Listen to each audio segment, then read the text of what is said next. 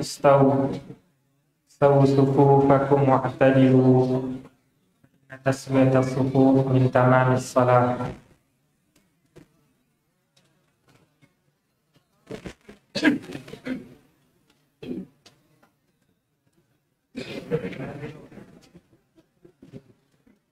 الله أكبر.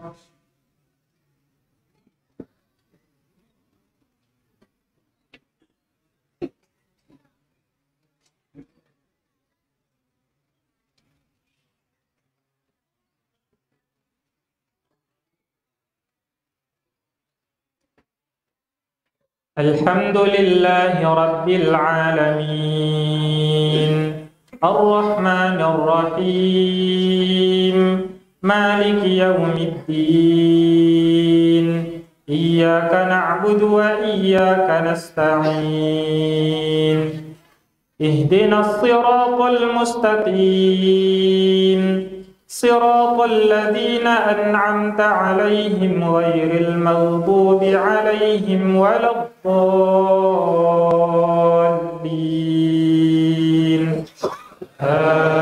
آمين.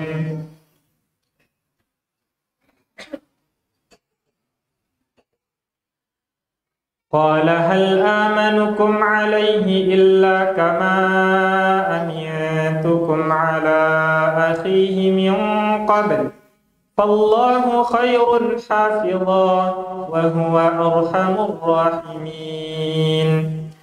ولما فتحوا متاعهم وجدوا بضاعتهم ردت إليهم قالوا يا أبانا ما نبغي هذه بضاعتنا ردت إلينا ونمير أهلنا ونحفظ أخانا ونزداد كيل بعير ذلك كيل يسير. قال لن أرسله معكم حتى تؤتون موثقا من الله لتأتونني به إلا أن يحاط بكم فلما آتوه موثقهم قال الله على ما نقول وكيل. وقال يا بني لا تدخلوا من باب واحد وادخلوا من أبواب متفرقة وما أغني عنكم من الله من شيء إن الحكم إلا لله عليه توكلت وعليه فليتوكل المتوكلون. ولما دخلوا من حيث أمرهم أبوهم ما كان يغني عنهم من الله من شيء إلا حاجة في نفس يعقوب قضاها وإنه لذو علم لما علمناه ولكن أكثر الناس لا يعلمون ولما دخلوا على يوسف آوى إليه أخاه قال إني أنا أخوك فلا تبتئس بما كانوا يعملون فلما جهزهم بجهازهم جعل السقاية في رحل أخيه ثم أذن مؤذن أيتها العير إنكم لسارقون قالوا وأقبلوا عليهم ماذا تفقدون قالوا نفقد صواع الملك ولمن جاء به حمل بعير وأنا به زعيم قالوا تالله لقد علمتم ما جئنا لنفسد في الأرض وما كنا سارقين قالوا فما جزاؤه إن كنتم كاذبين قالوا جزاؤه من وجد في رحله فهو جزاؤه كذلك نجزي الظالمين فبدأ بأوعيتهم قبل وعاء أخيه ثم استخرجها من وعاء أخيه كذلك كدنا ليوسف ما كان ليأخذ أخاه في دين الملك إلا أن يشاء الله نرفع درجات من نشاء وفوق كل ذي علم عليم قالوا إن يسرق فقد سرق أخ له من قبل فأسرها يوسف في نفسه ولم يبدها لهم قال أنتم شر مكانا والله أعلم بما تصفون قالوا يا أيها العزيز إن له أبا شيخا كبيرا فخذ أحدنا مكانه إنا نراك من المحسنين الله أكبر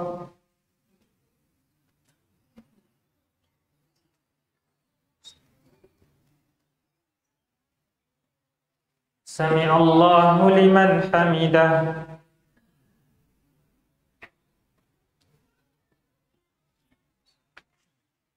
الله أكبر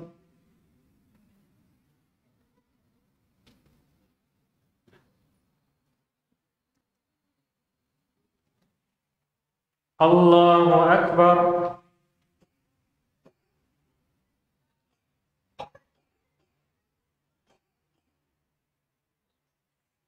الله أكبر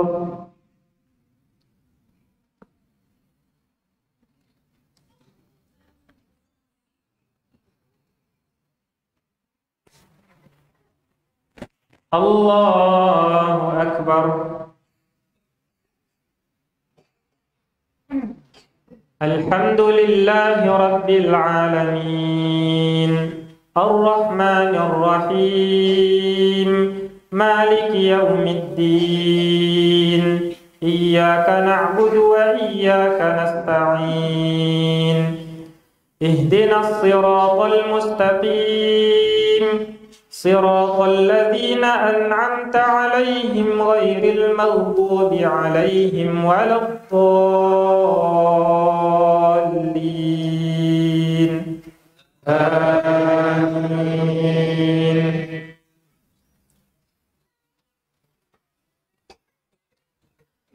قال معاذ الله أن نأخذ إلا من وجدنا متاعنا عنده إنا إذا لظالمون فلما استيئسوا منه خلصوا نجيا قال كبيرهم ألم تعلموا أن أباكم قد أخذ عليكم موثقا من الله ومن قبل ما فرطتم في يوسف فلن أبرح الأرض حتى يأذن لي أبي أو يحكم الله لي وهو أرحم الراحمين وهو خير الحاكمين ارجعوا إلى أبيكم فقولوا يا أبانا إن ابنك سرق وما شهدنا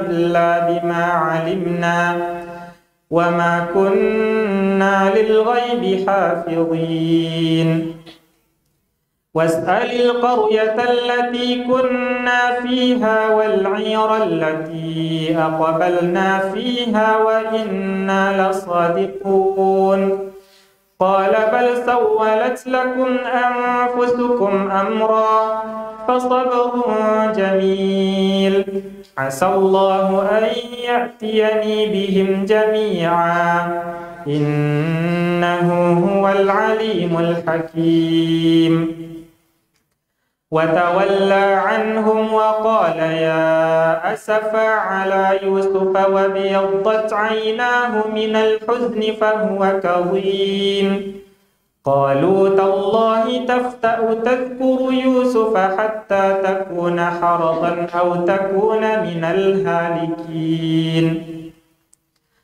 قال إنما أشكو بثي وحزني إلى الله وأعلم من الله ما لا تعلمون يا بني يذهبوا فتحسسوا من يوسف وأخيه ولا تيأسوا من روح الله إنه لا ييأس من روح الله إلا القوم الكافرون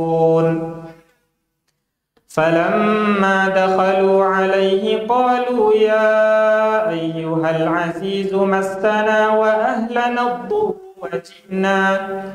وجئنا ببضاعة مزجاة فأوف لنا الكيل وتصدق علينا إن الله يجزي المتصدقين قال هل علمتم ما فعلتم بيوسف وأخيه إذ أنتم جاهلون قالوا أئنك لأنت يوسف قال أنا يوسف وهذا أخي قد من الله علينا إنه من يتق ويصبر فإن الله لا يضيع أجر المحسنين قالوا تالله لقد آثرك الله علينا وإن كنا لخاطئين قال لا تثريب عليكم اليوم يغفر الله لكم وهو أرحم الراحمين اذهبوا بقميصي هذا فألقوه على وجه أبي يأت بصيرا وأتوني بأهلكم أجمعين ولما فصلت العير قال أبوهم إني لأجد ريح يوسف لولا أن تفندون قالوا تالله إنك لفي ضلالك القديم الله أكبر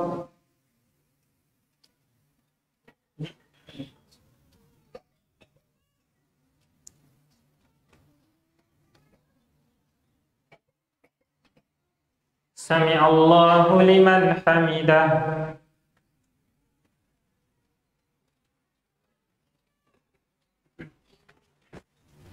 الله أكبر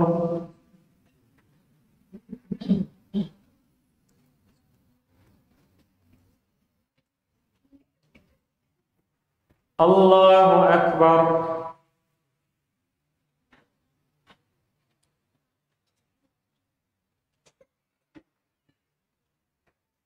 الله أكبر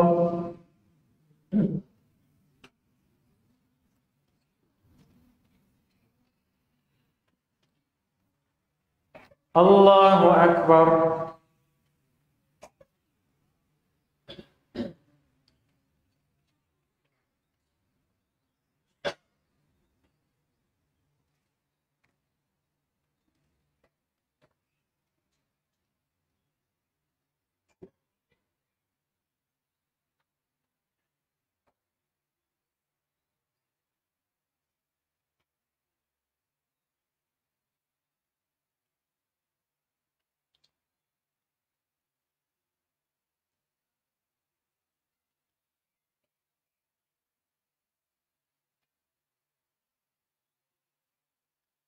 Assalamualaikum warahmatullah. Assalamualaikum warahmatullah.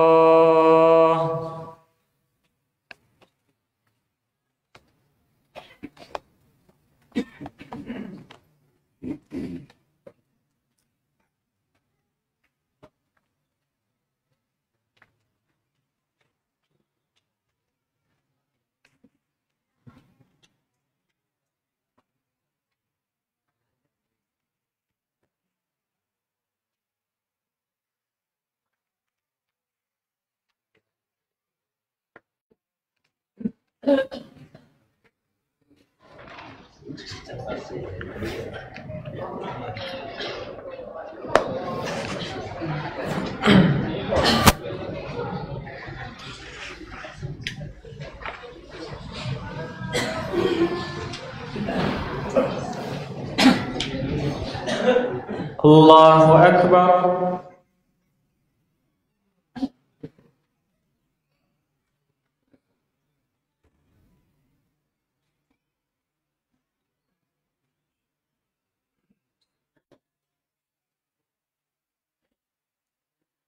Alhamdulillahi Rabbil Alamin. Ar-Rahmanir Rahim.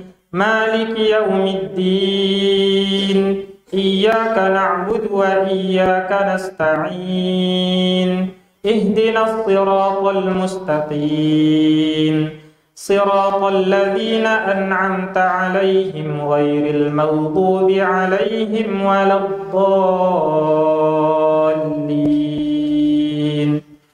Amin. Falamma jaa al-bashiru alqahu ala wajhihi fartadda basira. Qala alam aqul lakum inni a'lamu minallahi ma la ta'lamun. Qalu ya abana astaghfir lana dhunubana inna kunna khati'in. Qala sawfa astaghfiru lakum rabbi innahu huwal ghafurur rahim. فلما دخلوا على يوسف آوى إليه أبويه وقال ادخلوا مصر إن شاء الله آمنين. ورفع أبويه على العرش وخروا له سجدا وقال يا أبت هذا تأويل رؤياي من قبل قد جعلها ربي حقا وقد أحسن بي إذ أخرجني من السجن وجاء بكم من البدو من بعد أن نزغ الشيطان بيني وبين إخوتي إن ربي لطيف لما يشاء إنه هو العليم الحكيم. رب قد آتيتني من الملك وعلمتني من تأويل الأحاديث فاطر السماوات والأرض أنت ولي في الدنيا والآخرة توفني مسلما وألحقني بالصالحين. ذلك من أنباء الغيب نوحيه إليك وما كنت لديهم إذ أجمعوا أمرهم وهم يمكرون وما أكثر الناس ولو حرصت بمؤمنين وما تسألهم عليه من أجر إن هو إلا ذكر للعالمين وكأي من آية في السماوات والأرض يمرون عليها وهم عنها معرضون وما يؤمن أكثرهم بالله إلا وهم مشركون أفأمنوا أن تأتيهم غاشية من عذاب الله أو تأتيهم الساعة بغتة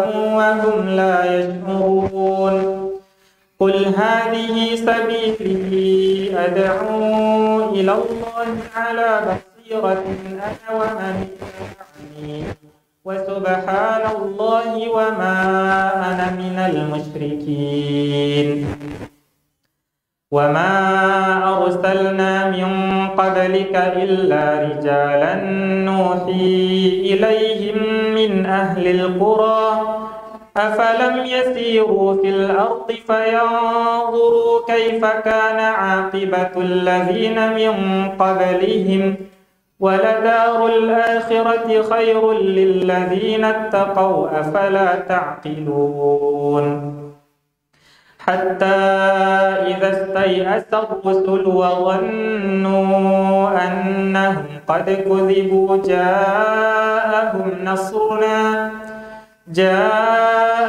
نصرنا فنجي من نشاء ولا يرد بأسنا عن القوم المجرمين لقد كان في قصصهم عبرة لأولي الألباب ما كان حديثا يفترى ولكن تصديق الذي بين يديه وتفصيل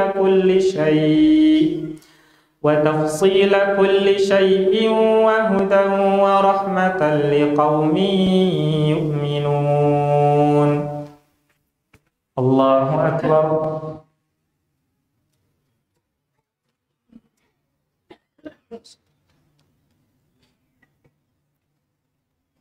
سمع الله لمن حمده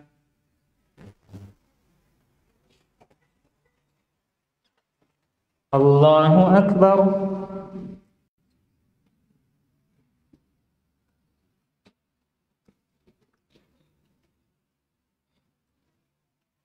الله أكبر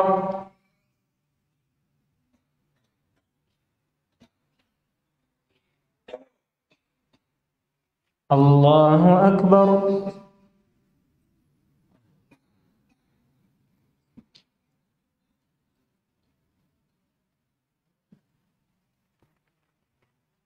الله أكبر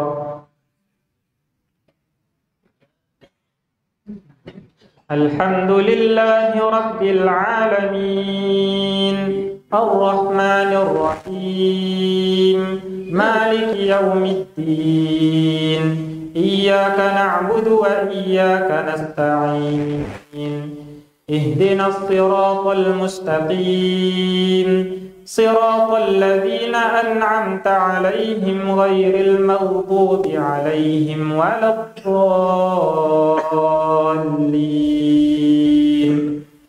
آمين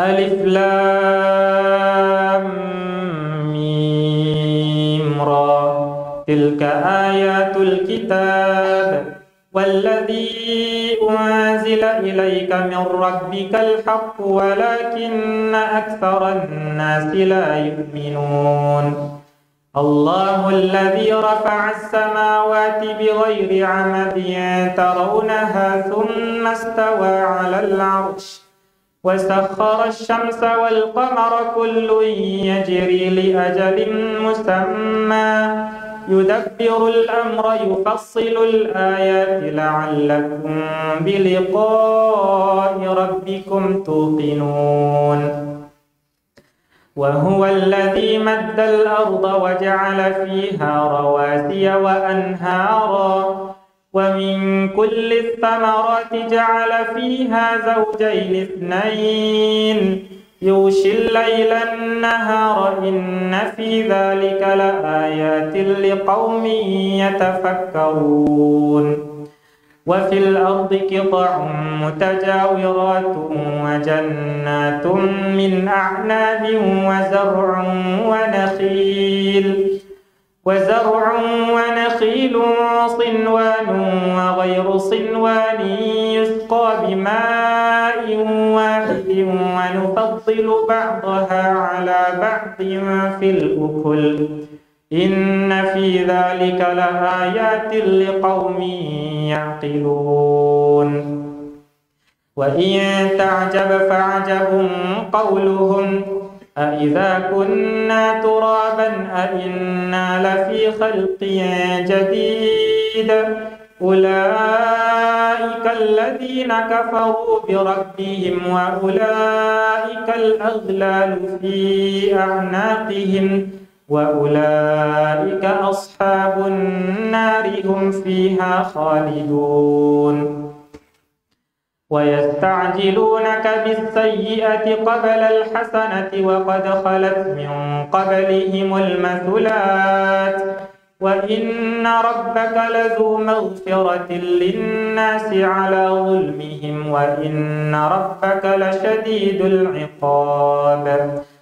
ويقول الذين كفروا لولا أنزل عليه آية من ربه إنما أنت منذر ولكل قوم هاد الله يعلم ما تحمل كل أنثى وما تغيض الأرحام وما تزداد وكل شيء عنده بمقدار عالم الغيب والشهادة الكبير المتعال سواء منكم من أسر القول ومن جهر به ومن هو مستخف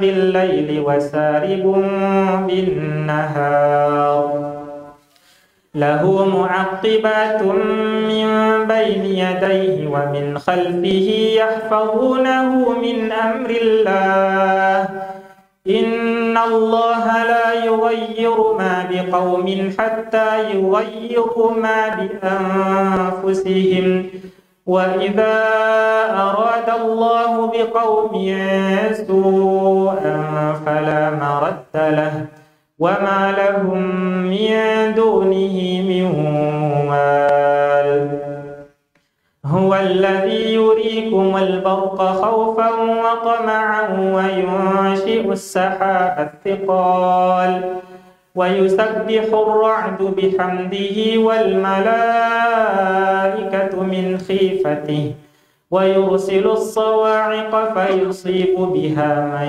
يشاء وهم يجادلون في الله وهو شديد المحال الله أكبر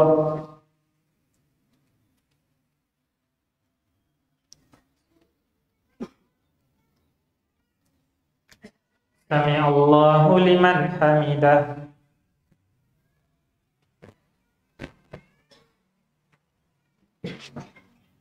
الله أكبر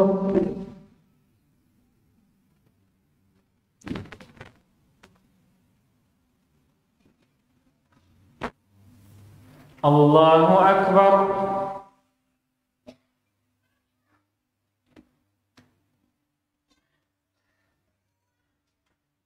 الله أكبر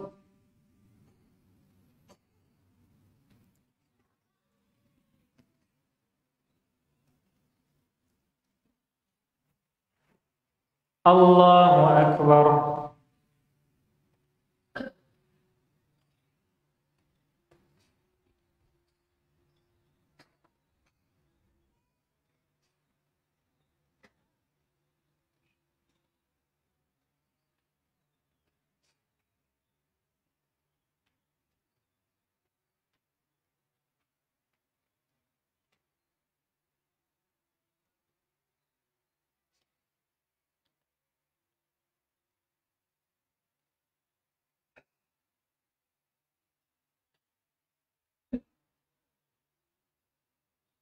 Assalamualaikum warahmatullah. Assalamualaikum warahmatullah.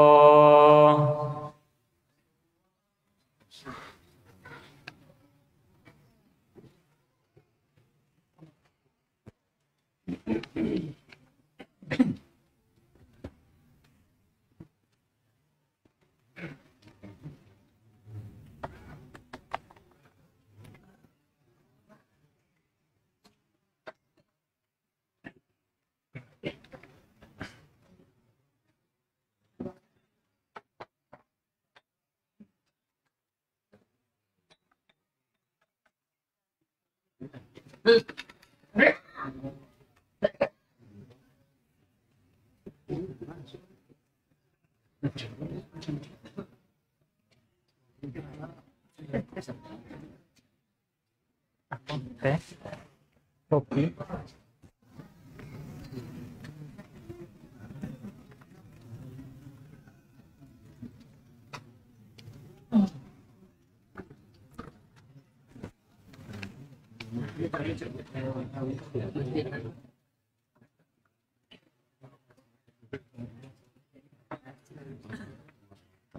Oh iya Bang, dari ini Bang. Misal, siap.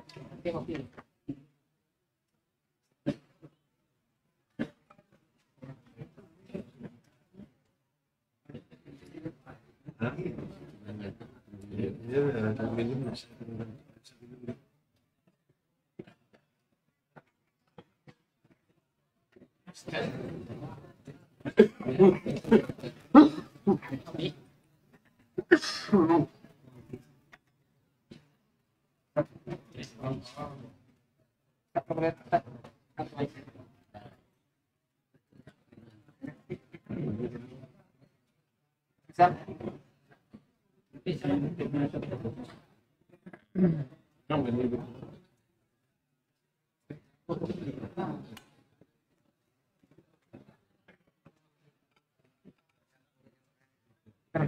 Kan ulangan aku.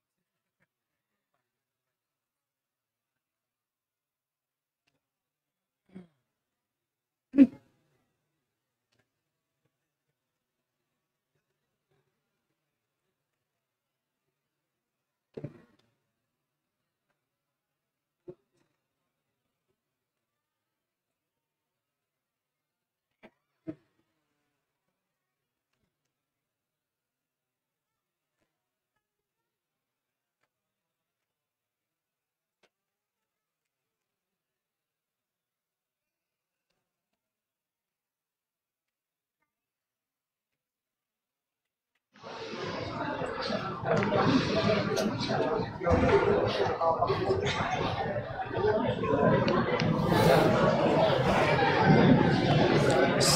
istaqimu wa'tadilu. Kaum muslimin jamaah tarawih yang dirahmati oleh Allah, insyaallah pada rakaat pertama nanti kita akan sujud tilawah inda qaulihi ta'ala wa dhilaluhum bil ghuduwi wal asal. Kita akan sujud tilawah pada rakaat pertama nanti. Sawu sufufakum.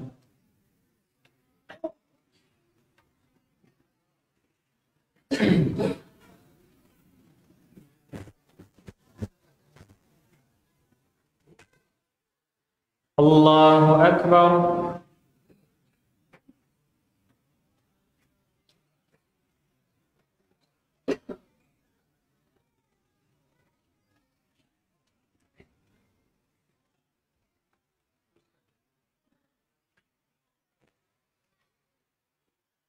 Alhamdulillahi Rabbil Alamin Ar-Rahmanir Rahim Maliki Yawmiddin Iyyaka na'budu wa iyyaka nasta'in Ihdinas siratal mustaqim Siratal ladzina an'amta 'alaihim ghairil maghdubi 'alaihim waladdallin.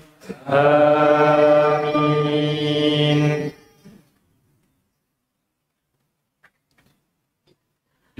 Lahu da'watul haqq والذين يدعون من دونه لا يستجيبون لهم بشيء إلا كباسط كفيه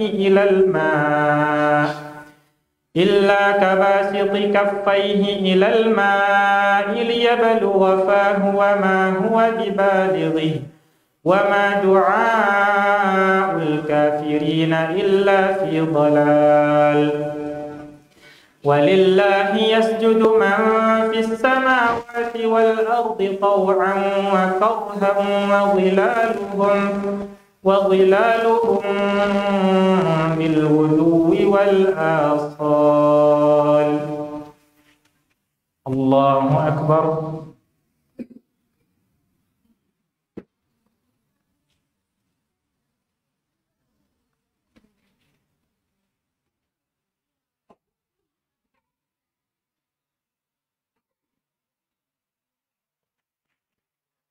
الله أكبر.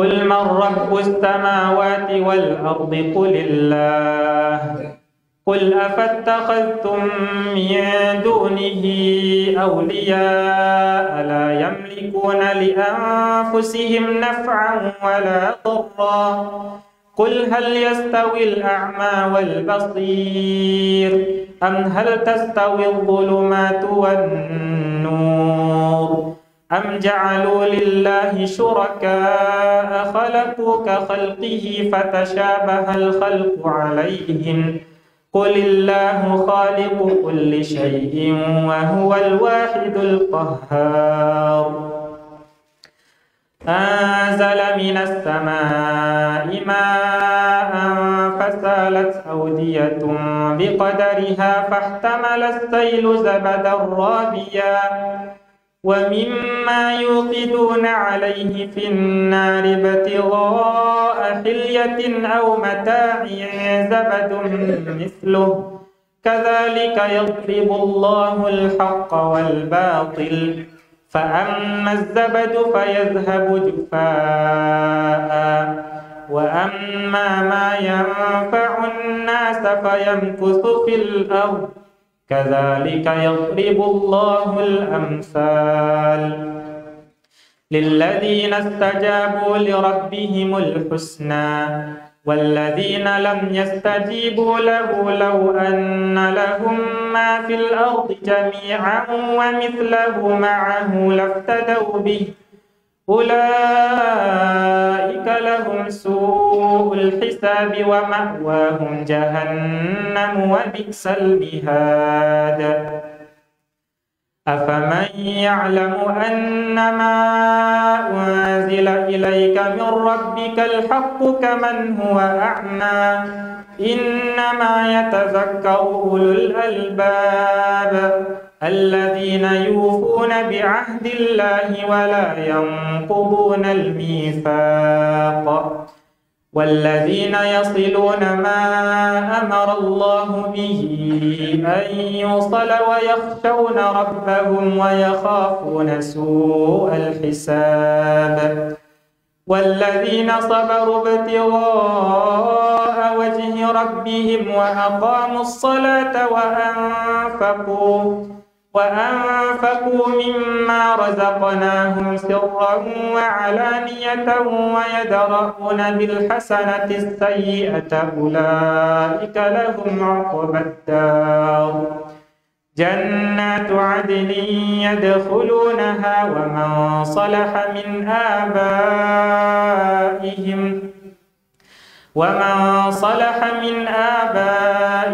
وأزواجهم وذرياتهم والملائكة يدخلون عليهم من كل باب سلام عليكم بما صبرتم فنعم عقبى الدار والذين ينقضون عهد الله من بعد ميثاقه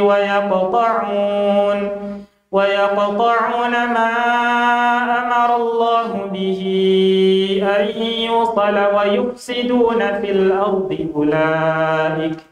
أولئك لهم اللعنة ولهم سوء الدار الله يبسط الرزق لمن يشاء ويقدر وفرحوا بالحياة الدنيا وما الحياة الدنيا في الآخرة إلا متاع ويقول الذين كفروا لولا أنزل عليه آية من ربه قل إن الله يضل من يشاء ويهدي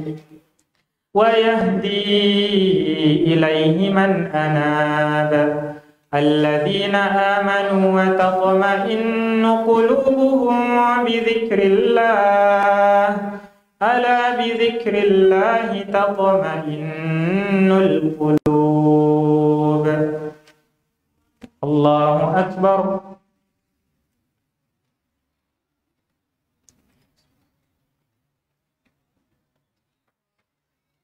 سمع الله لمن حمده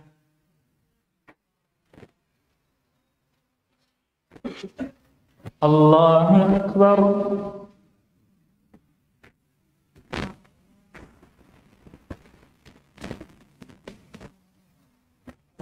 الله أكبر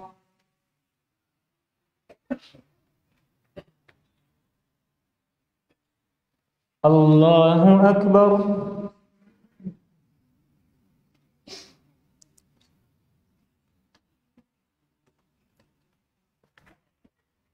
الله أكبر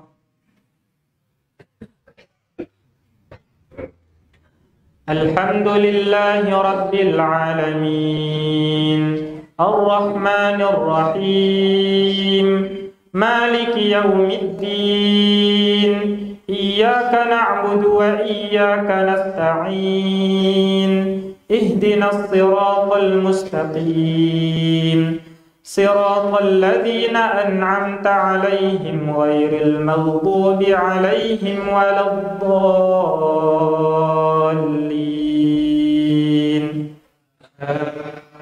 آمين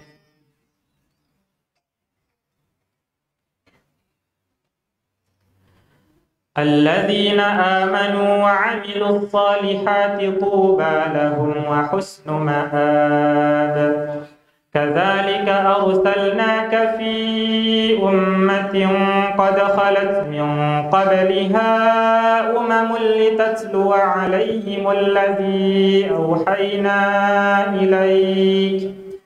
لتتلو عليهم الذي أوحينا إليك وهم يكفرون بالرحمن قل هو ربي لا إله إلا هو عليه توكلت وإليه متاب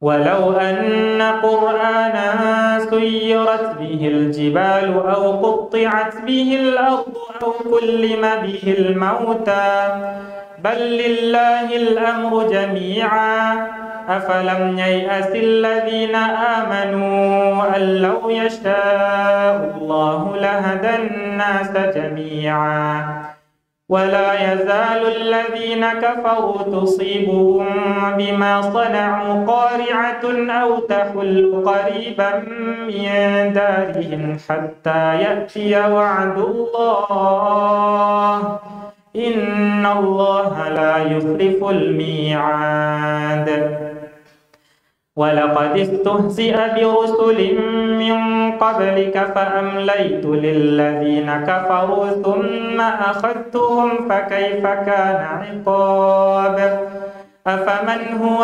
قائم على كل نفس بما كسبت وجعلوا لله شركاء قل سموهم أم تنبئونه بما لا يعلم في الأرض أم بظاهر من القول بل زين للذين كفروا مكرهم وصدوا عن السبيل ومن يضلل الله فما له من هاد لهم عذاب في الحياة الدنيا ولعذاب الآخرة أشق وما لهم من الله من واق مثل الجنة التي وعد المتقون تجري من تحتها الأنهار أكلها دائم وظلها تلك عقبى الذين اتقوا وعقبى الكافرين النار والذين آتيناهم الكتاب يفرحون بما أنزل إليك ومن الأحزاب من ينكر بعضه قل إنما أمرت أن أعبد الله ولا أشرك به إليه أدعو وإليه مآب وكذلك أنزلناه حكما عربيا ولئن اتبعت أهواءهم بعدما جاءك من العلم ما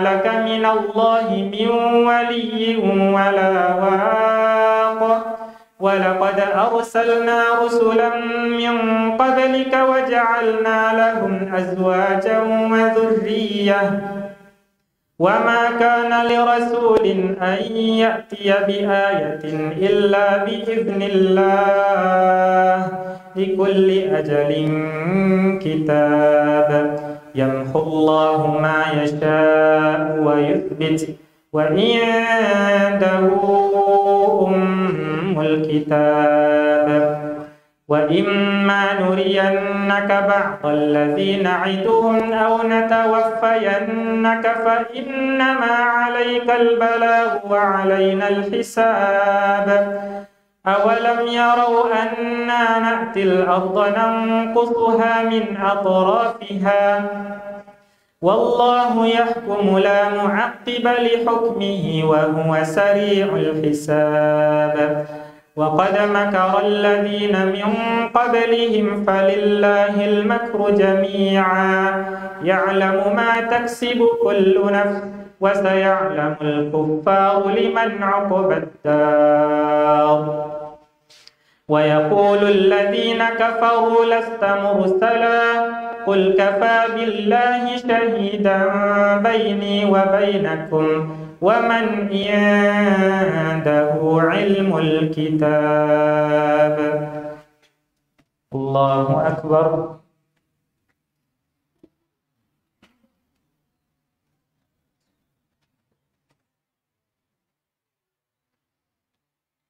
سمع الله لمن حمده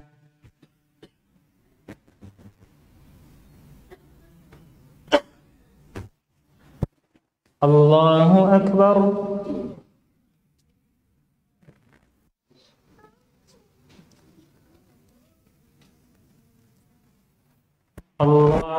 أكبر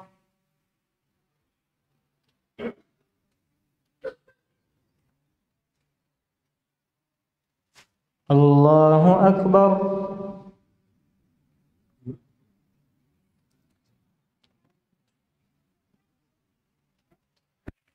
الله أكبر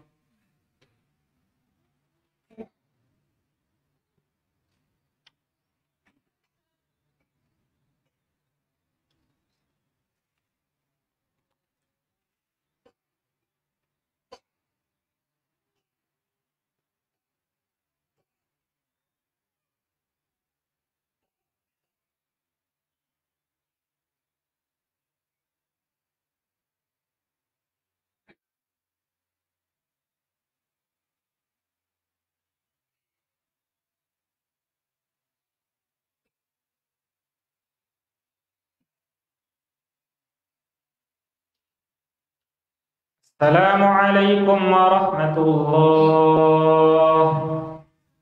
السلام عليكم ورحمة الله.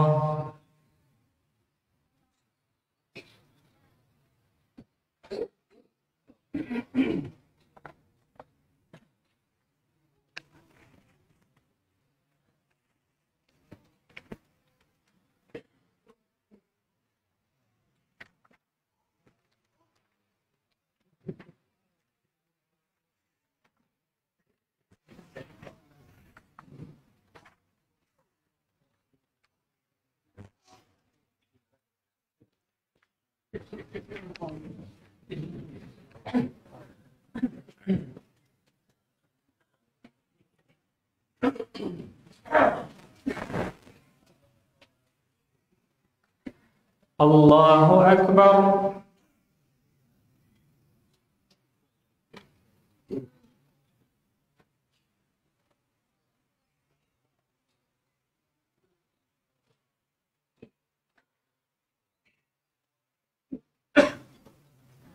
الحمد لله رب العالمين الرحمن الرحيم مالك يوم الدين إياك نعبد وإياك نستعين اهدنا الصراط المستقيم صراط الذين أنعمت عليهم غير المغضوب عليهم ولا الضالين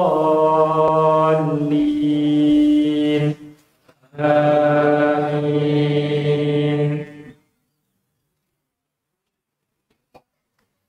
ألف لام را كتاب أنزلناه إليك لتخرج الناس من الظلمات إلى النور بإذن ربهم إلى صراط العزيز الحميد الله الذي له ما في السماوات وما في الأرض وويل للكافرين من عذاب شديد الذين يستحبون الحياة الدنيا على الآخرة ويصدون عن سبيل الله ويبغونها عوجا أولئك في ضلال بعيد وما أرسلنا من رسول إلا بلسان قومه ليبين لهم فيضل الله من يشاء ويهدي من يشاء وهو العزيز الحكيم ولقد أرسلنا موسى بآياتنا أن أخرج قومك من الظلمات إلى النور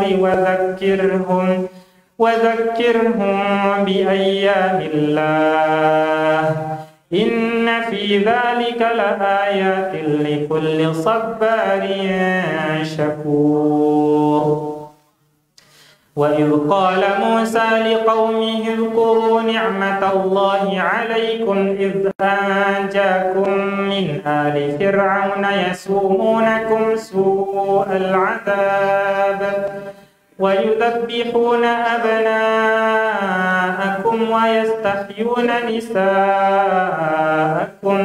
وفي ذلكم بلاء من ربكم عظيم وإذ تأذن ربكم لئن شكرتم لأزيدنكم ولئن كفرتم إن عذابي لشديد وقال موسى إن تكفروا أنتم ومن في الأرض جميعا فإن الله لغني حميد ألم يأتكم نبأ الذين من قبلكم قوم نوح وعاد وثمود والذين من بعدهم لا يعلمهم إلا الله جاءتهم رسلهم بالبينات فردوا أيديهم في أفواههم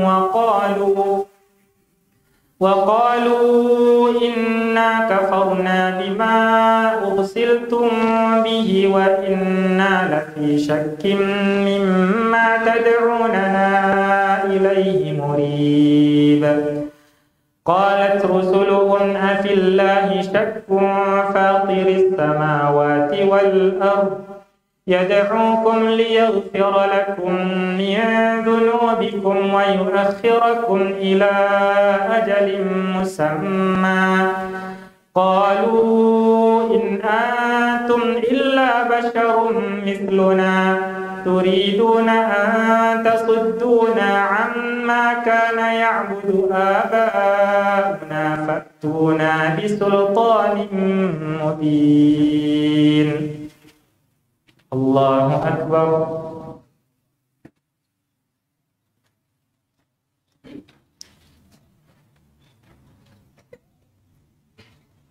سمع الله لمن حمده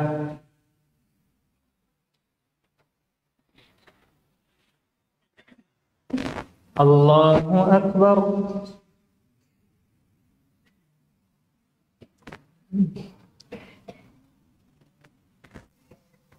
الله أكبر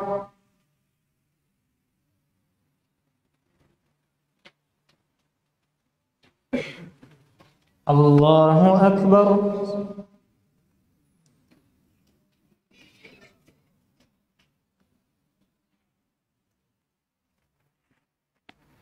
الله أكبر الحمد لله رب العالمين الرحمن الرحيم مالك يوم الدين إياك نعبد وإياك نستعين اهدنا الصراط المستقيم صراط الذين أنعمت عليهم غير المغضوب عليهم ولا الضالين آمين قالت لهم رسلهم إن نحن إلا بشر مثلكم ولكن الله يمن على من يشاء من عباده وما كان لنا أن نأتيكم بسلطان إلا بإذن الله وعلى الله فليتوكل المؤمنون وما لنا ألا نتوكل على الله وقد هدانا سبلنا ولنصبرن على ما آذيتمونا وعلى الله فليتوكل المتوكلون وقال الذين كفروا لرسلهم لنخرجنكم من أرضنا أو لتعودن في ملتنا فأوحى إليهم ربهم لنهلكن الظالمين ولنسكننكم الأرض من بعدهم ذلك لمن خاف مقامي وخاف وعيد واستفتحوا وخاب كل جبار عنيد من ورائه جهنم جهنم ويسقى من ماء صديد يتجرعه ولا يكاد يسيغه ويأتيه الموت من كل مكان وما هو بميت ومن ورائه عذاب غليظ مثل الذين كفروا بربهم أعمالهم كرماد اشتدت به الريح في يوم عاصف لا يقدرون مما كسبوا على شيء ذلك هو الضلال البعيد ألم تر أن الله خلق السماوات والأرض بالحق إن يشأ يذهبكم ويأتي بخلق جديد وما ذلك على الله بعزيز وبرزوا لله جميعا فقال الضعفاء للذين استكبروا إنا كنا لكم تبعا فهل أنتم مغنون عنا من عذاب الله من شيء قالوا لو هدانا الله لهديناكم سواء علينا أجزعنا أم صبرنا ما لنا من محيص وقال الشيطان لما قضي الأمر إن الله وعدكم وعد الحق ووعدتكم فأخلفتكم وما كان لي عليكم من سلطان إلا أن دعوتكم فاستجبتم لي فلا تلوموني ولوموا أنفسكم ما أنا بمصرخكم وما أنتم بمصرخي إني كفرت بما أشركتمون من قبل إن الظالمين لهم عذاب أليم وأدخل الذين آمنوا وعملوا الصالحات جنات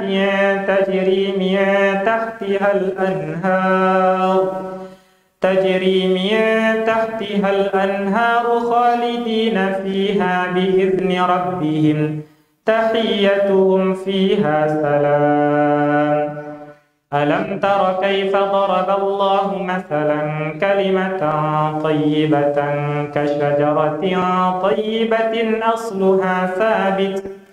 أصلها ثابت وفرعها في السماء الله أكبر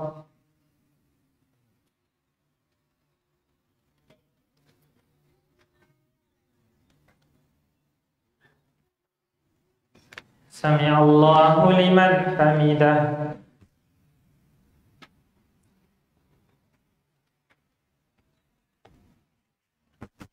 الله أكبر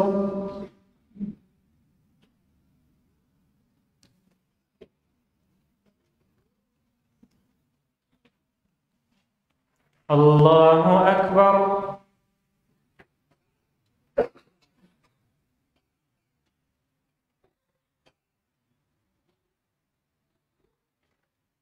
الله أكبر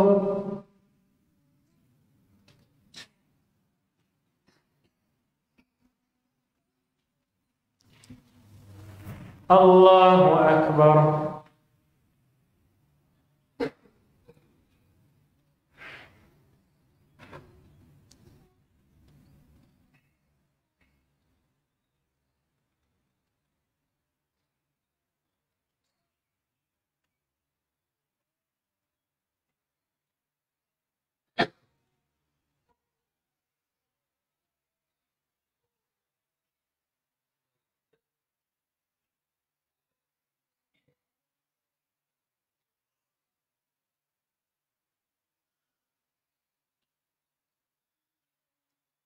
السلام عليكم ورحمة الله السلام عليكم ورحمة الله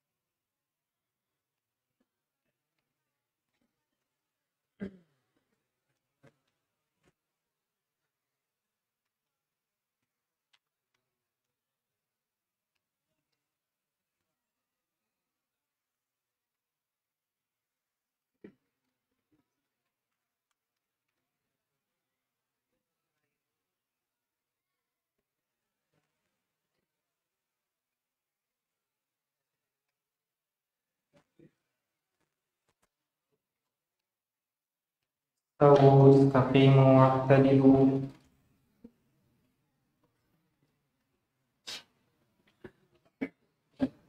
الله أكبر.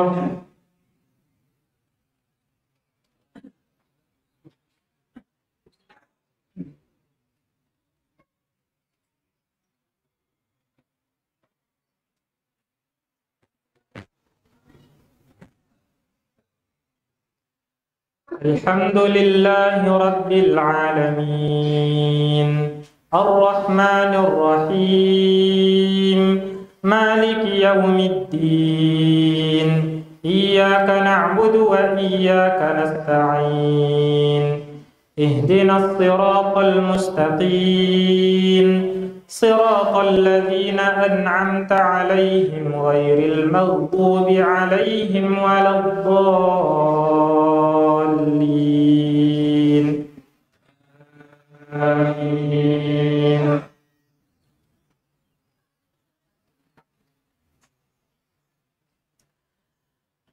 تؤتي أكلها كل حين بإذن ربها ويضرب الله الأمثال للناس لعلهم يتذكرون. ومثل كلمة خبيثة كشجرة خبيثة اجتثت من فوق الأرض ما لها من قرار يثبت الله الذين آمنوا بالقول الثابت في الحياة الدنيا وفي الآخرة ويضل الله الظالمين ويفعل الله ما يشاء. ألم تر إلى الذين بدلوا نعمة الله كفرا وأحلوا قومهم دار البوار جهنم يصلونها وبئس القرار وجعلوا لله أندادا ليضلوا عن سبيله قل تمتعوا فإن مصيركم إلى النار قل لعبادي الذين آمنوا يقيموا الصلاة وينفقوا مما رزقناهم سرا وعلانية من قبل أن يأتي يوم لا بيع فيه ولا خلال الله الذي خلق السماوات والأرض وأنزل من السماء ماء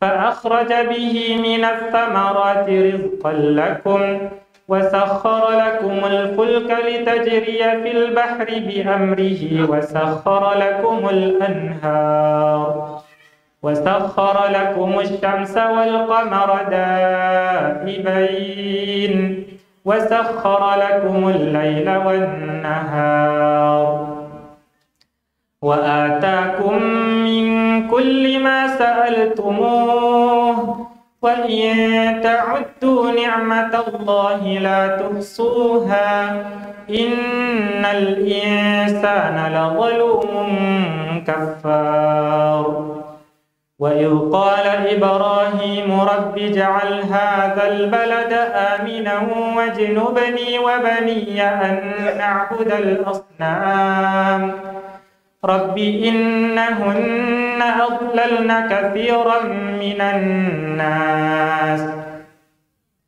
فمن تبعني فإنه مني ومن عصاني فإنك غفور رحيم ربنا إني أسكنت من ذريتي بواد غير ذي زرع عند بيتك المحرم ربنا ليقيموا الصلاة فاجعل أفئدة من الناس تهوي إليهم وارزقهم من الثمرات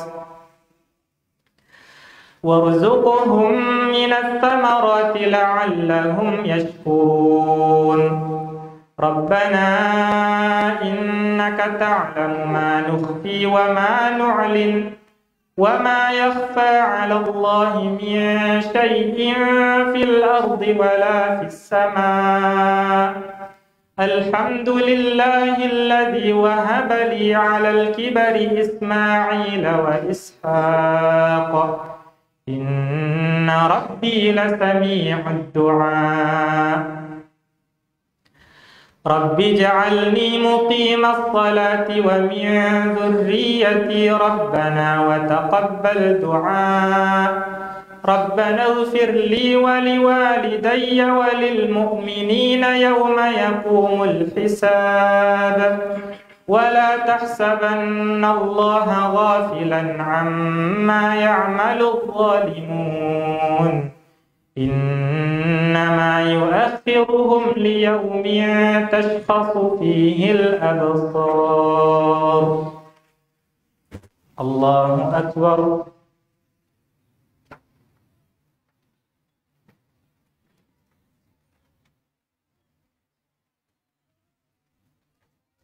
سمع الله لمن حمده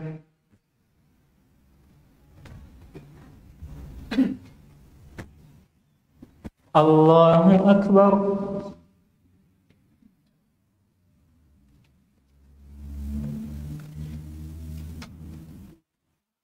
الله أكبر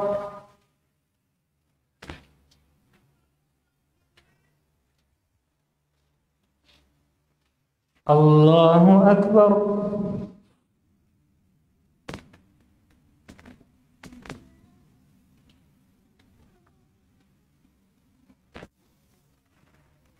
الله أكبر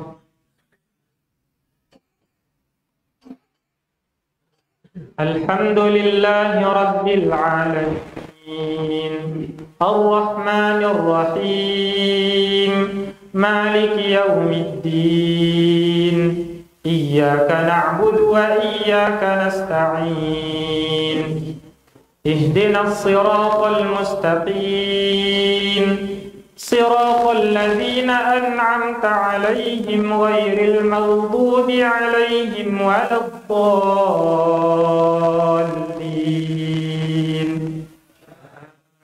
آمين.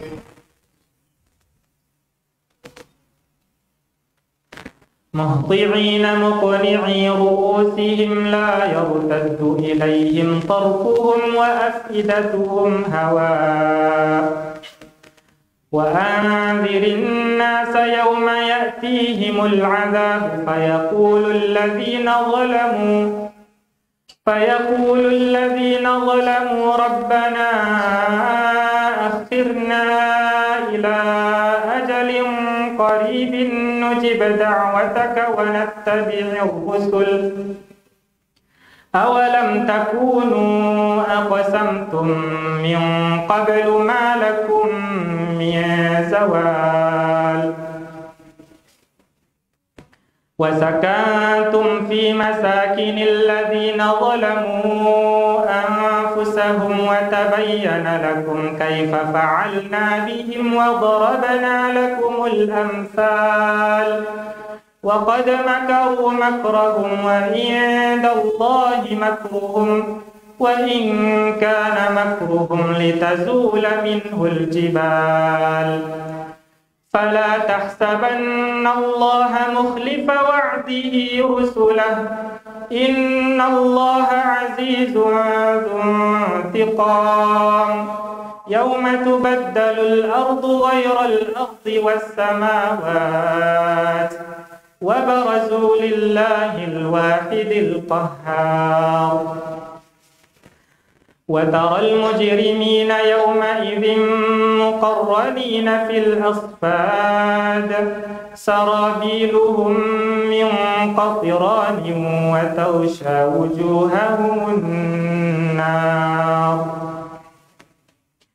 ليجزي الله كل نفس ما كسبت إن الله سريع الحساب هذا بلاغ للناس ولينذروا به وليعلموا أنما هو إله واحد وليذكر أولو الألباب. الله أكبر.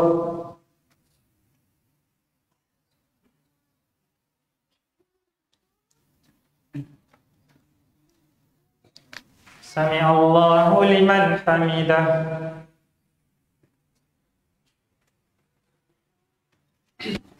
الله أكبر.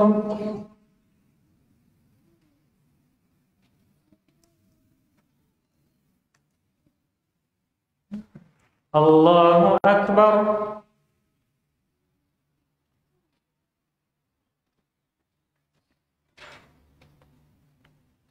الله أكبر.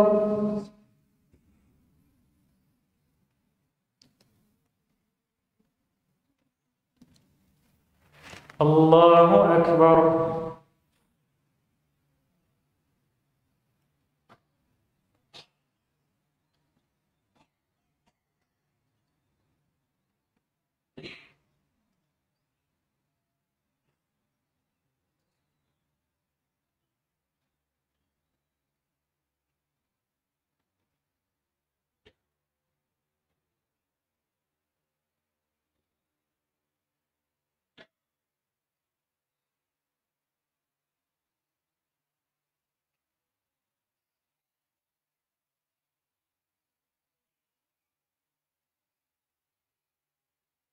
السلام عليكم ورحمة الله.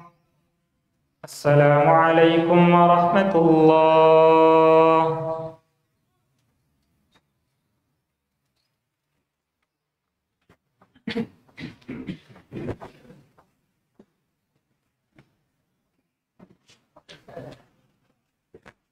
الله أكبر.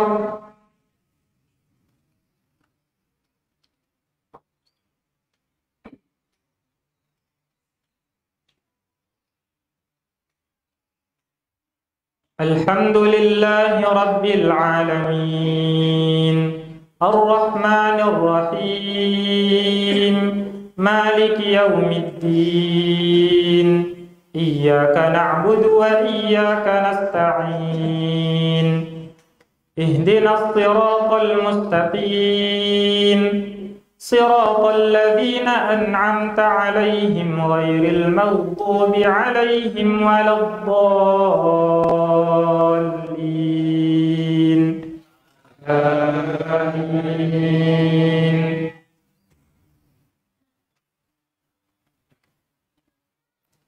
ألف لام را تلك آيات الكتاب وقرآن مبين ربما يود الذين كفروا لو كانوا مسلمين ذرهم يأكلوا ويتمتعوا ويلههم الأمل فسوف يعلمون وما أهلكنا من قرية إلا ولها كتاب معلوم ما تسبق من أمة أجلها وما يستأخرون وقالوا يا أيها الذي نزل عليه الذكر إنك لمجنون لو ما تأتينا بالملائكة إن كنت من الصادقين ما ننزل الملائكة إلا بالحق وما كانوا إذا منظرين إنا نحن نزلنا الذكر وإنا له لحافظون ولقد أرسلنا من قبلك في شيع الأولين وما يأتيهم من رسول إلا كانوا به يستهزئون كذلك نسلكه في قلوب المجرمين لا يؤمنون به وقد خلت سنة الأولين ولو فتحنا عليهم بابا من السماء فظلوا فيه يعرجون لقالوا إنما سكرت أبصارنا بل نحن قوم مسحورون. الله أكبر.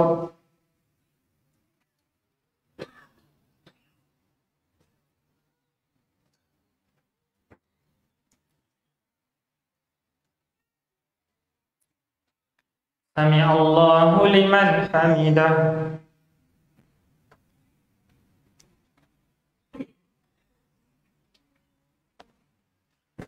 الله أكبر.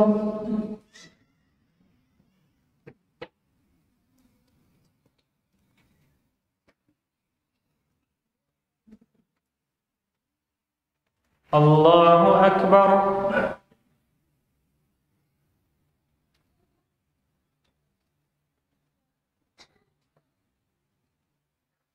الله أكبر.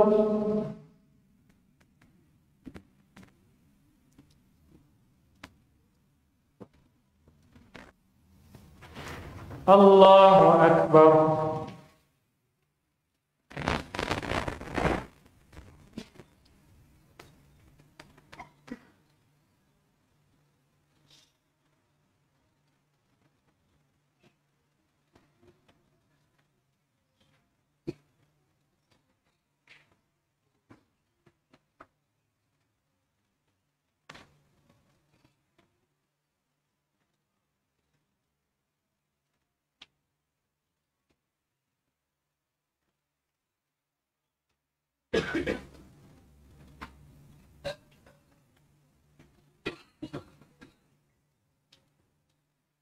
السلام عليكم ورحمة الله.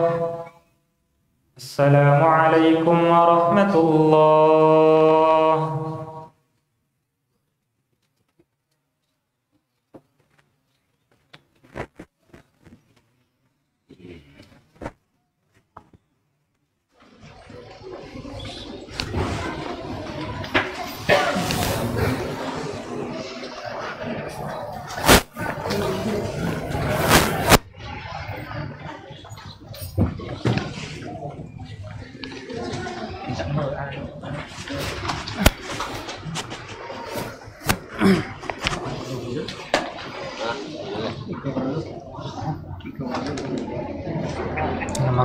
Ya. 0852 6540 364.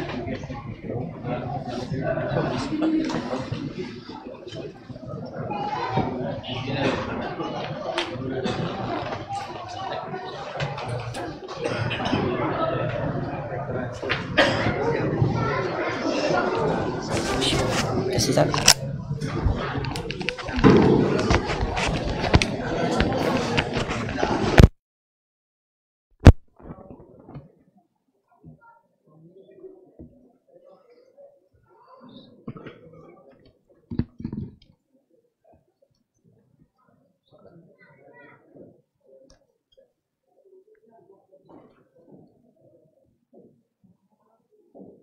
Bismillahirrahmanirrahim.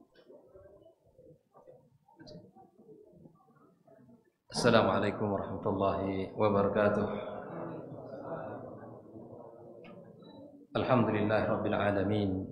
Wassalatu wassalamu ala asyrafil mursalin Nabiyyina wa habibina Muhammadin wa ala alihi wa ashabihi ajma'in. Asyhadu an la ilaha illallah wahdahu la syarika lah al-malikul haqqul mubin wa asyhadu anna Muhammadan abduhu wa rasuluh an-nabiyul amin. Yaqulu tabaraka wa ta'ala ya ayyuhalladzina amanu ittaqullaha haqqa tuqatih wa la tamutunna illa wa antum muslimun. Subhanaka la ilma lana illa ma 'allamtana innaka antal alimul hakim. Amma ba'd, ma'asyara al-muslimin wal muslimat, al-hadirin wal hadirat, rahimani wa rahimakumullah. Alhamdulillah, kita bersyukur kepada Allah Subhanahu wa taala. Malam ini kembali Allah pertemukan kita di tempat yang mulia, di dalam majelis yang mulia pula, dan di bulan yang mulia, bulan suci Ramadan. Mudah-mudahan seluruh ketaatan kita, puasa kita, qiyam kita, dan seluruh amal saleh kita tercatat dalam catatan kebaikan kita di sisinya. Salat dan salam untuk Nabi kita yang mulia alaihi salatu wassalam, Nabi junjungan kita, qudwah hasanah kita di dalam seluruh ketaatan dan ibadah kita. Karena ibadah yang dilakukan Nabi adalah ibadah yang terbaik dan dengan cara yang terbaik, maka kita harus mencontoh Nabi kita alaihi salatu wassalam. Ikhwatal kiram, kembali malam ini kita melaksanakan atau membaca kitab tafsir As-Sa'di rahimallahu taala, yang mana malam ini kita akan membaca ayat yang ke-21 22. Ayat yang ke-21 yaitu firman Allah Subhanahu wa taala, ya ayyuhan nasu u'budu rabbakumul ladzi khalaqakum walladzina min qablikum la'allakum tattaqun. Allah Subhanahu wa taala menyebutkan, silakan boleh sambil minum. Kemudian buka mushafnya biar kita sama-sama melihat. Ya ayyuhan nas, an-nas di sini kata Sa'di, hadza amrun 'amun li kulli nas. Setelah Allah Subhanahu wa taala menyebutkan di dalam 3 bentuk tipe manusia dalam keyakinan. Yang pertama, orang-orang yang bertakwa kepada Allah. Yang kedua adalah orang-orang kafir. Dan yang ketiga adalah orang-orang munafik. Setelah Allah Subhanahu wa taala menyebutkan karakter dan sifat-sifat mereka, maka kemudian Allah mengkhitab, ya ayyuhan nas, wahai manusia. Masuk di situ orang beriman, masuk di situ orang kafir dan munafik. Diajak oleh Allah untuk apa? Untuk memberikan ibadah kepada Allah Subhanahu wa taala. Hada amrun amun likullin nas. Masuk kepada siapapun dia.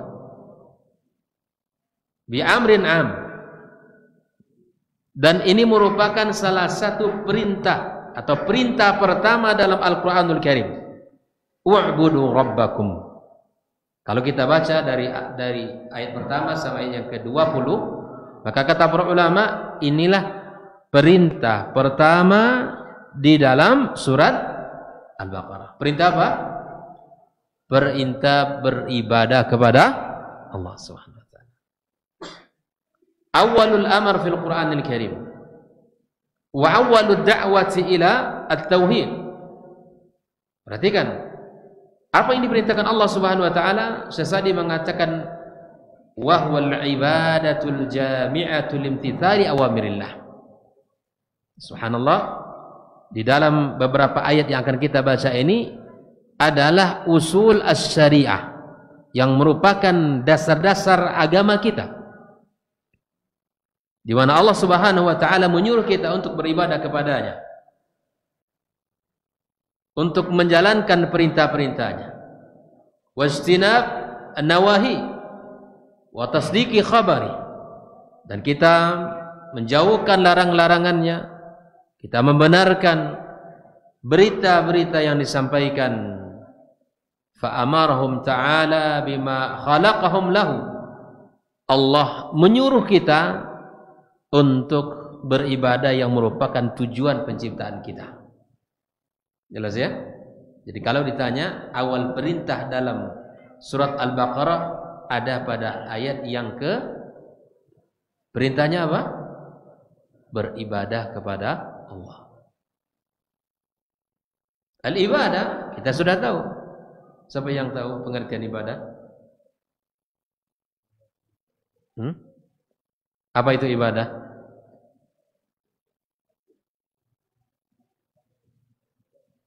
Melaksanakan segala perintah, menjauhi segala larangan. Nah, al-ibadah, pengertian ibadah sering kita sampaikan. Syekhul Islam Ibnu Taimiyah menyebutkan, ini sudah benar, tapi ada hal yang sempurna. Siapa yang tahu? Mahiyal ibadah atau ibadah huwa ismun jami'un likulli ma yuhibbullah wa yarda min al-aqwali wal af'ali adh-dhahirati. Ismun jami'. Apa itu ismun jami'? Sebuah nama yang umum, yang mencakup seluruh apa? Min al-aqwal. Ismun jami' li kulli ma yuhibbullahu wa yardah. Ibadah itu gitu. Sebuah nama universal, segala apa yang dicintai oleh Allah dan diridhoi olehnya. Min al-aqwal bisa berupa perkataan, wal af'al bisa berupa perbuatan, adh-dhahirati wal batinah. Jadi ibadah itu cakupannya luas. Ada ibadah qauliyah, ada ibadah fi'liyah, dan ada secara zahir yang nampak. Yang kita salat tadi secara zahir, orang rukuk sujud. Ada ibadah batin yang subhanallah, seperti seorang bertawakal kepada Allah, ar-raja, al-khauf, itu ibadah batin, itu hati yang memiliki fungsi di situ. Sebagaimana orang dituntut beribadah secara zahir, begitu juga kita dituntut beribadah secara batin. Artinya ada ibadah-ibadah yang itu adalah ibadah batin dan nampak oleh orang. Itulah ibadah. Bukan sekadar kita rukuk dan sujud, dan bukan cakupan hanya di masjid. Dimanapun bumi Allah Subhanahu wa taala yang terbentang, di situ adalah tempat kita beribadah kepadanya. Dan inilah tujuan penciptaan kita oleh Allah Subhanahu wa taala, di mana Syekh Sa'di menyebutkan, menukilkan sebuah firman-Nya surah Az-Zariyat, wa ma khalaqtul jinna wal insa illa liya'budun. Ay liyuwahidun. Liya'budun ay liyuwahidun kata para ulama. Adalah untuk mengesakan Allah Azza wa Jalla, untuk memberikan ketaatan kita kepadanya. Nah, setelah itu Syekh Sa'di mengatakan tsumma istadalla ala wujubi ibadati wahdah bi annahu rabbakumul ladzi rabbakum bi asnafin ni'am. Nah, setelah Allah Subhanahu wa taala memerintahkan kita untuk beribadah kepadanya, Allah Subhanahu wa taala memberikan kepada kita nikmat-nikmat. Di antara nikmat yang pertama yang Allah kisahkan, nikmat ciptaannya, nikmat al-khalq. Allah menciptakan kita. Allah menciptakan kita, alladzi khalaqakum walladzina min qablikum la'allakum tattaqun.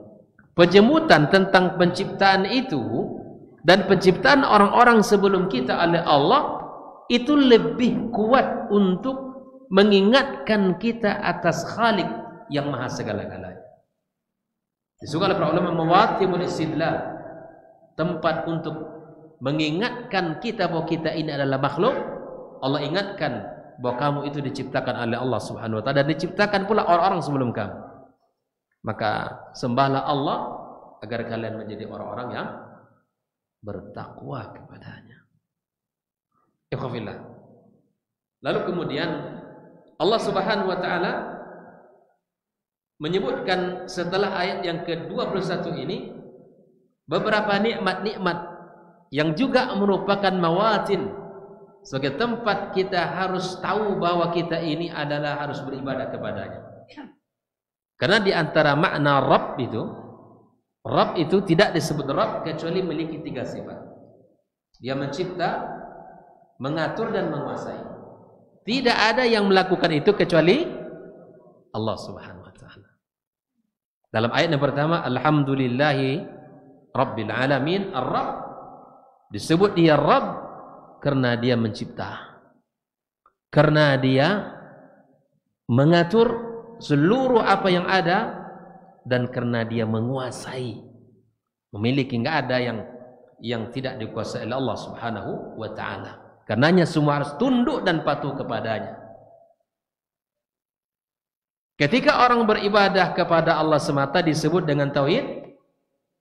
Disebut dengan tauhid al-uluhiyah.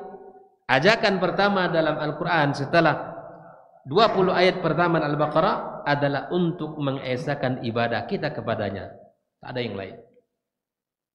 Lalu kemudian Allah Subhanahu wa taala mengingatkan kita setelahnya, alladzi ja'ala lakumul arda. Allah menciptakan bagi kalian bumi. Allah ingatkan kita dengan penciptaan bumi. Wa khalaqal ladzina min qablikum wa an'ama 'alaikum bin ni'amil dhahirati wal batinah faja'ala lakumul ard firashan. Sebagai apa itu? Tempat hamparan yang mana kita bisa tinggal, bisa membangun rumah, bisa berdagang, kita berusaha dan kita beraktivitas dengan penuh kenyamanan. Firash. Firashan tastaqiruna 'alaiha wa tantafi'una bil abniyah. Kira kalian bisa membangun bangunan tinggi, berapa gedung, berapa tingkat di bumi Subhanahu wa taala. Semua itu adalah nikmat-nikmat. Maka subhanallah, di antara tanda hari kiamat nanti, yatatawwaluna fil bunyan, orang akan berlomba-lomba, setinggi-tingginya orang akan membangun. Kan sekarang sudah ada bangunan yang paling tinggi Ustaz, dan sampai bahkan sudah di atas awan. Lihatlah Burjul Khalifah. Itu sudah orang kalau beratas di atas tinggi itu sudah bangun-bangun seakan di atas pesawat. Tengok di sana sudah awan semua. Subhanallah. Mau nengoknya? Bangkit sama-sama kakiannya. Baik. Subhanallah.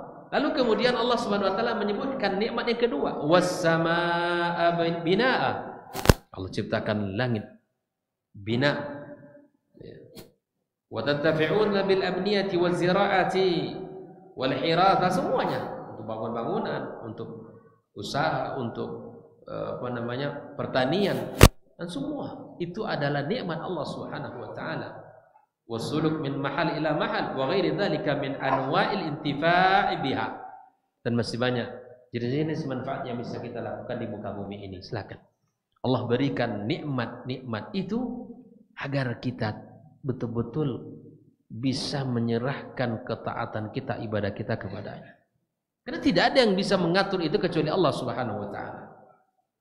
Wa ja'ala as-samaa'a bina'an limaskanikum wa 'awda'a fiha minal manafi' ma huwa min daruratikum wa hajatikum kasyamsi wal qamar wan nujum. Kita katakan ketika melihat Rabbana ma khalaqta hadza batila subhanaka faqina adzabannar. Orang beriman begitu lisan. Setiap kali melihat Quran Allah, dia merasa bahwa ini adalah kekuasaan yang hanya dimiliki oleh Zat yang Maha Tinggi. Dia puji Allah Subhanahu wa taala. Oleh karenanya ikhwafillah,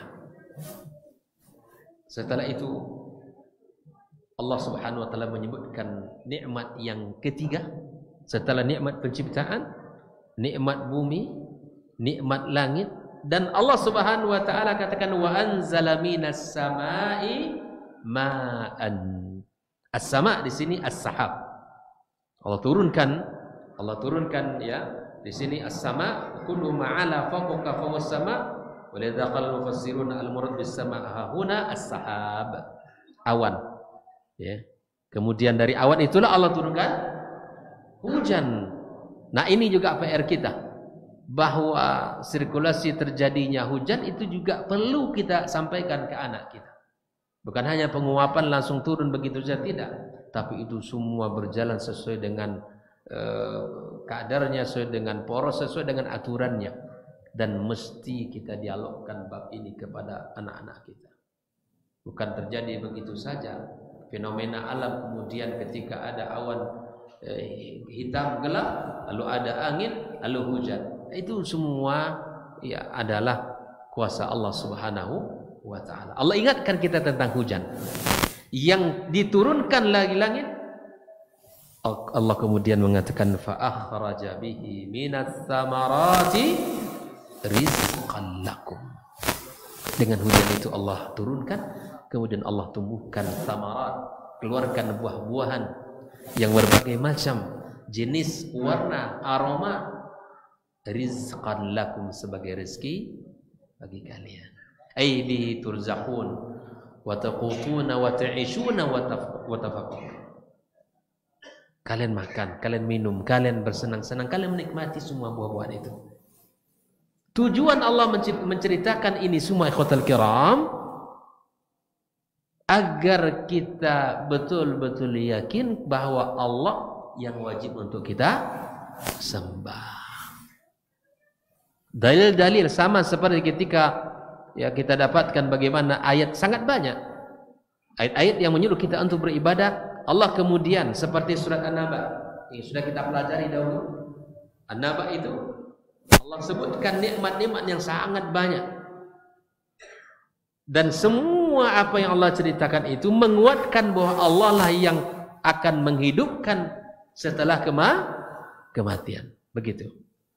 Allah mengajak kita untuk berfikir, melihat diri kita, apa-apa yang telah Allah ciptakan dengan kehebatan dan kemuliaan, dan kemudian Allah ajak kita untuk melihat ayat-ayat kauniyah yang terbentang di alam semesta ini, yang semua itu pastilah Allah pencipta, dan dialah Allah Subhanahu wa taala. Ikhwatal kiram, fala taj'alu lillahi andada wa antum ta'lamun. Dengan segala kehebatan tadi, penciptaan kita, penciptaan bumi, penciptaan langit, kemudian Allah tumbuhkan dari hujan yang turun, tumbuh-tumbuhan, kemudian keluar ya, buah-buahan yang ranum, indah, manis, sebagai rezeki bagi kalian, kata Allah.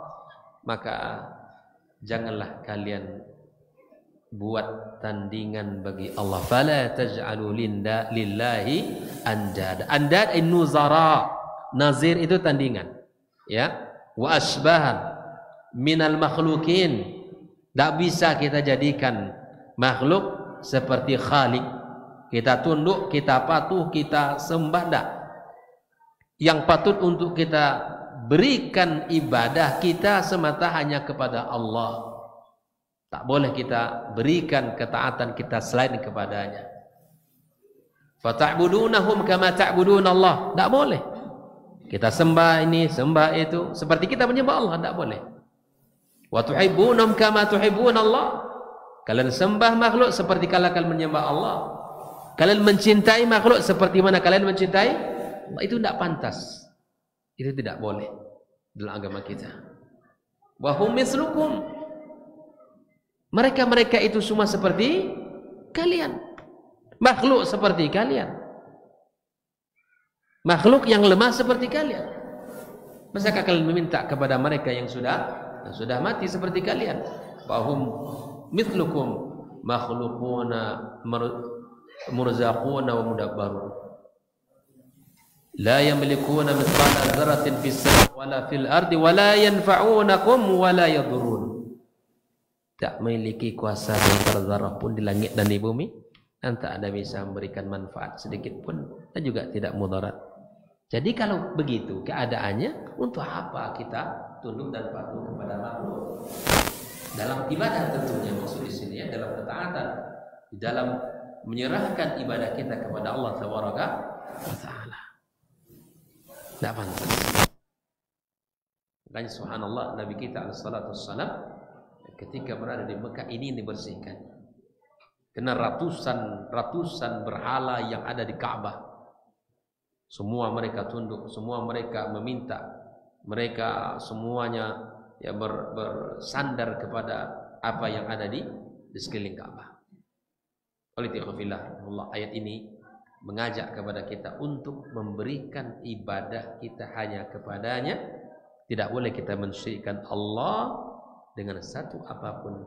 Fala taj'alu lillahi andada wa antum kalian tahu kalian tahu bahwa makhluk itu lemah, dan kalian tahu bahwa Allah Subhanahu wa taala yang maha kuat. Inna allaha laisa lahu syarik. Kalian tahu itu tak pantas untuk diberikan tandingan. Wala nazir la fil khalqi war rizqi wat tadbir wala fil ibadah. Dalam urusan apapun tidak ada, tidak boleh kita jadikan tandingan bagi makhluk, bagi Allah. Wala fil ibadah fa kaifa ta'buduna ma'ahu alihatan ukhra ma'a ilmikum bidzalik. Kalian tahu Allah yang kuat, yang mencipta, yang mengatur, tapi kalian kok menyembah juga yang lain selain Allah Subhanahu wa taala. Makanya Allah katakan ana aghna syuraka ani syirki. Tidak butuh dengan kesyirikan kalian. Man amila amalan asyraka fihi ma'i taraktu wa syirkahu. Yang melakukan satu amalan dan beribadah kepada Allah dan mensyirikkan aku dengannya, aku tinggalkan dia dan kesyirikannya. Dari kiamat Allah abaikan dia, Allah abaikan apa yang dia lakukan dan syirikat yang disembah olehnya. Subhanallah. Maka itu ikhwafillah, di bulan Ramadan ini kita bersama-sama menjadikan puasa sebagai manifestasi tauhid, memesankan nilai-nilai tauhid. Sungguh sangat luar biasa. Kita memesankan, kita menguatkan, mengokohkan. Bukan hanya kita puasa ini adalah menahan makan dan minum.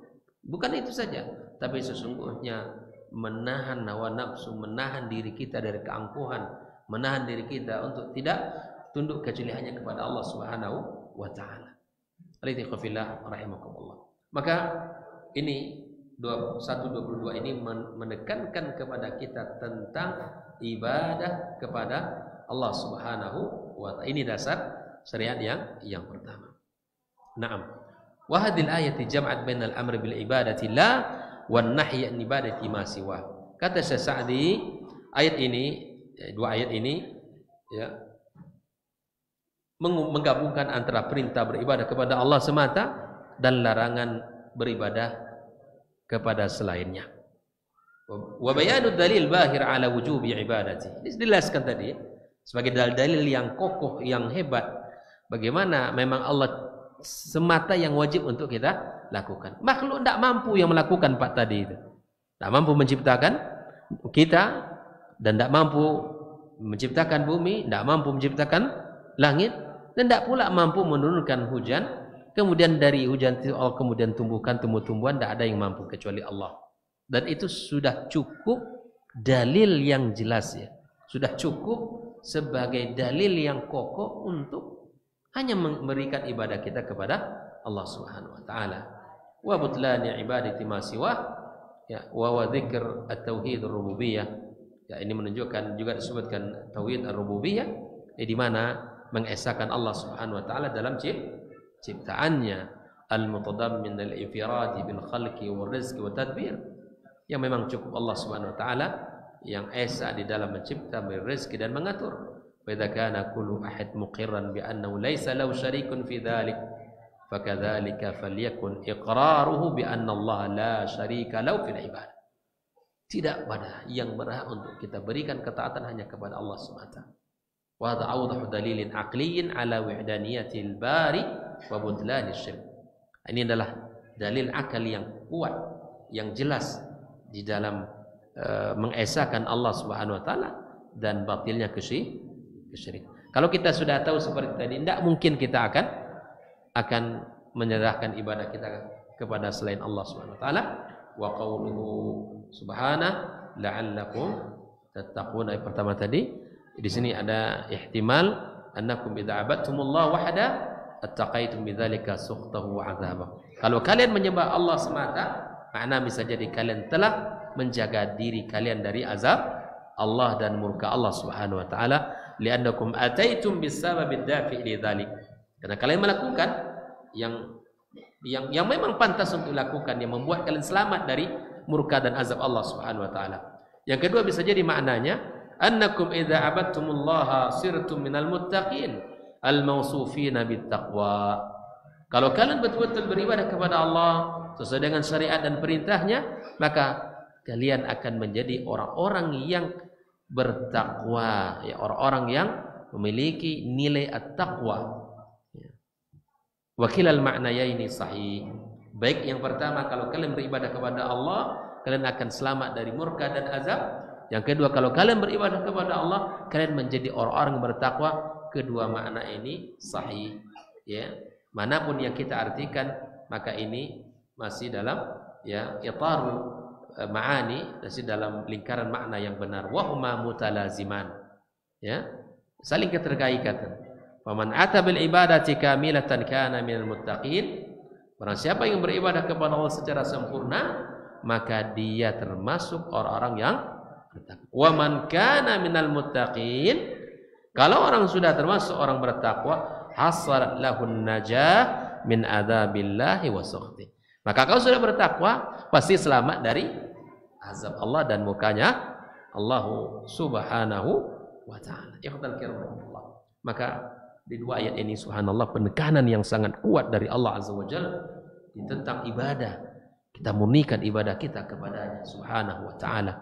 Maka siapapun yang beribadah tidak boleh mencampur adukkan dengan kesyirikan.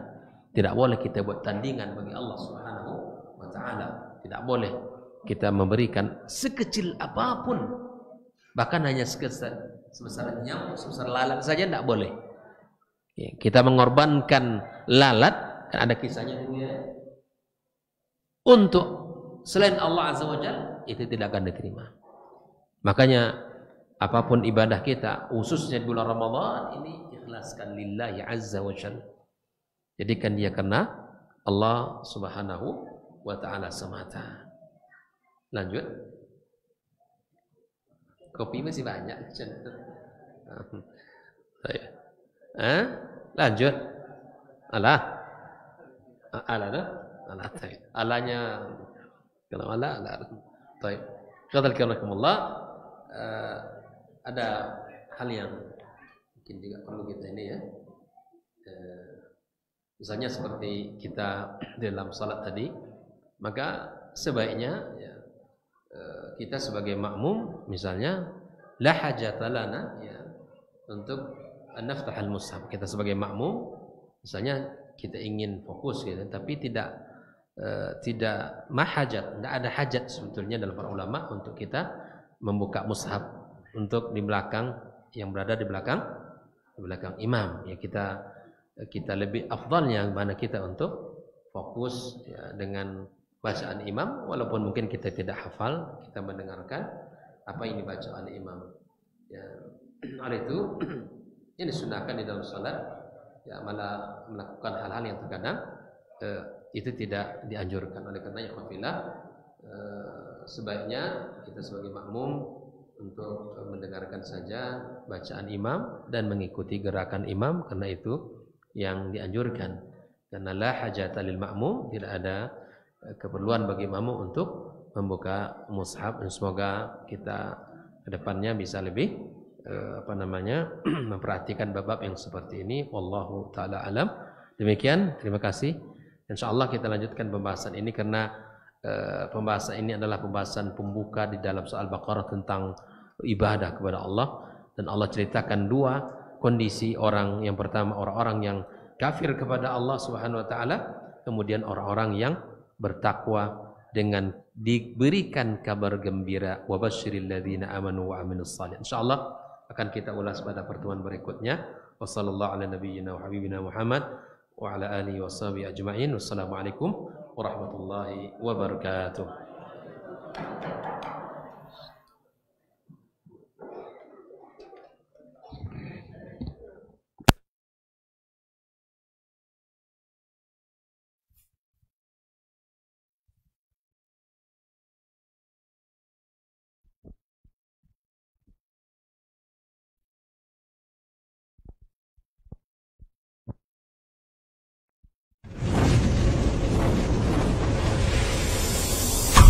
TV Sunnah, belajar agama baru alim.